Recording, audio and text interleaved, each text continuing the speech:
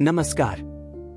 आपका स्वागत है गौतम बुद्ध चैनल पर, जहां हम आपको बौद्ध धर्म के प्रेरणादायक सिद्धांतों और बुद्ध के जीवन की गहराई में ले जाने का प्रयास करेंगे।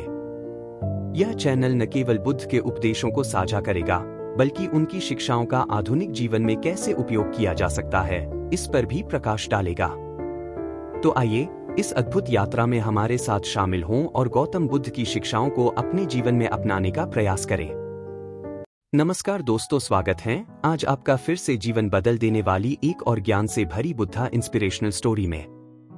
आज की ये कहानी जीवन की तमाम छोटी बड़ी तमाम तरह की समस्याओं से परेशान इंसान को समाधान देगी। Buddha moral story. एक किसान अपने गांव की परेशानियों से बहुत दुखी था। किसी ने उसे अपने दुखों के निवारण के लिए बुद्ध की शरण में जाने को कहा, जो कुछ दिनों के लिए यहाँ से कुछ दूर एक गांव में आया है, वह निश्चय ही तुम्हारे सब दुखों का निवारण करेगा। यह सुनकर किसान बड़ी इच्छा से बुद्ध की शरण में गया। यह सोचकर कि बुद्ध उसे उसकी समस्याओं, मानसिक पीड़ा, तनाव और दुखों से मुक्ति दिलाएंगे, वह बुद्ध के पास पहुंचा।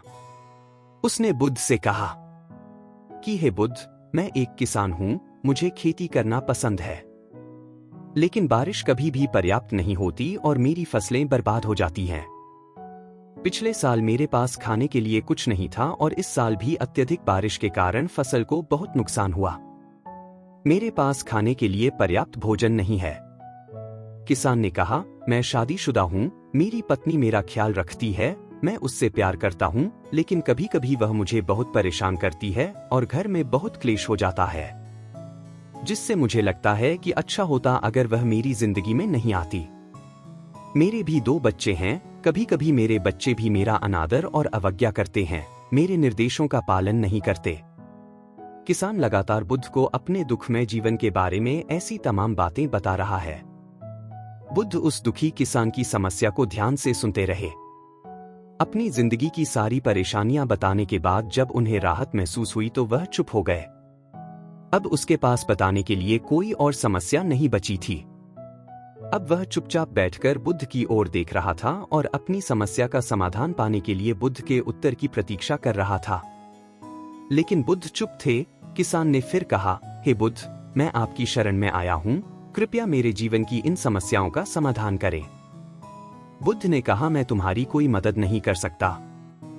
किसान आश्चर्यचकित होकर बोला, अरे, यह आप क्या कह रहे हैं? सब कहते हैं कि आप सबके दुख दूर कर देते हैं, तो क्या तुम मेरी समस्याएं हल नहीं करोगे?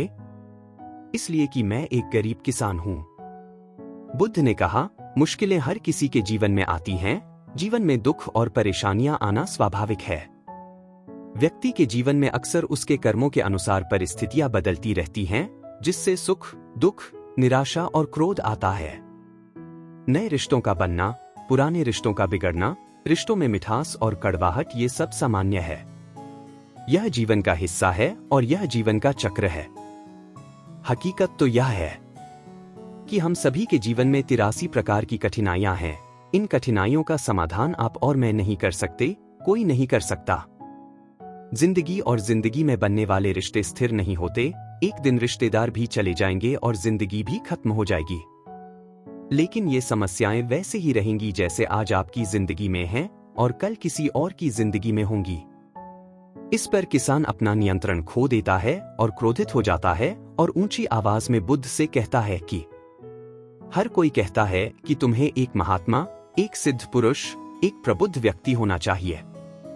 मैं इस विश्वास के साथ यहाँ आया हूँ कि आप मेरी मदद करेंगे। यदि आप मेरी समस्याएं हल नहीं कर सकते तो मेरा यहाँ आना व्यर्थ था। हर कोई झूठ बोलता है कि वे समस्याओं का समाधान करते हैं। आपने मेरी एक भी समस्या का समाधान नहीं किया। तुमसे अच्छे तो वह महात्मा हैं जो 2 वर्ष पहले मेरे घर आए थे। उन्होंने मेरे लिए यज्ञ कराया, दान दक्षिणा दिलवाई और मेरे मन को असीम शांति मिली। कुछ सुख भी बढ़े और कुछ दुख भी कम हुए। लेकिन तुमने मेरी कोई भी समस्या हल नहीं की।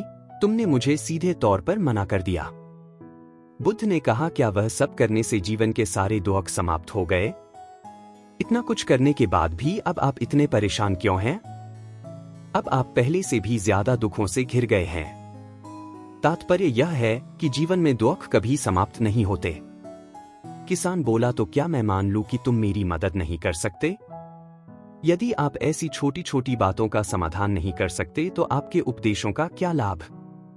बुद्ध ने कहा, मैं तुम्हारी 84वीं समस्या का समाधान तो नहीं कर सकता, लेकिन हाँ, मैं तुम्हारी 84वीं समस्या का समाधान अवश्य कर सकता हूं। किसान आश्चर्यचकित हो गया और बोला, 84वीं समस्या क्या है बुद्ध? बुद्ध ने कहा, यानी कि तुम अपने जीवन में कोई समस्या नहीं चाहते। आपकी सारी समस्याएं इसी समस्या के कारण उत्पन्न हुई है। यदि आप इस तथ्य को स्वीकार कर लें कि जीवन में समस्याएं मौजूद हैं और समस्याएं जीवन का हिस्सा हैं, तो आप जीवन की समस्याओं से विचलित नहीं हो पाएंगे।